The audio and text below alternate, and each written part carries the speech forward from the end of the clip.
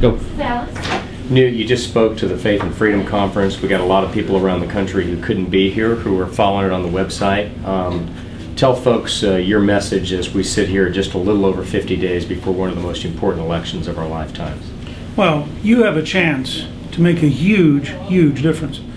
It's clear that the left is on the run, and there is race after race, whether it's governor, senator, House, local, state legislator, where a few extra votes, a little extra effort is going to put us over the top. We could turn this from a good election to a great election. And I think that what Ralph is leading now is a key factor. So I hope each of you will use your email, will Twitter, will get on Facebook, will do everything you can to reach out to all of your neighbors, all of your friends, all across the country, and make sure that they vote, and make sure that they talk to their friends and neighbors to vote, because we really have a chance to have one of the historic elections of, I think, of the last 100 years. Now, Newt, 16 years ago, you were elected Speaker with a Democratic president at the other end of Pennsylvania Avenue, and you passed your agenda and sent it up, and he vetoed it.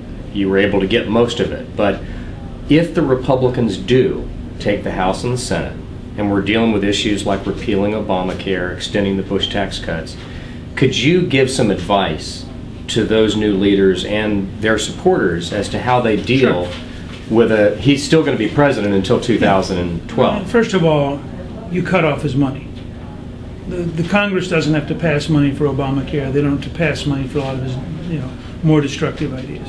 Second, you hold the right hearings. You educate the country on what's going on. Third, on a principled basis, you offer to pass things that you and he can agree on.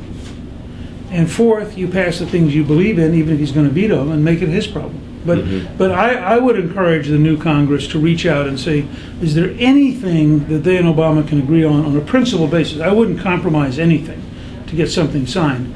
But we got welfare reform because we spent a year and a half negotiating with Clinton. And ultimately, we found a common ground that we both felt was acceptable. Obama's much more radical than Clinton, so it's going to be harder for the new Congress. And I suspect the new Congress is going to be committed to some policies that Obama will find unacceptable, in which case they ought to pass them and make him veto them so the country goes into 2012 knowing who's the person who blocked progress. Newt, thank you for your leadership. Thanks for being here. Great conference. Thank you very much.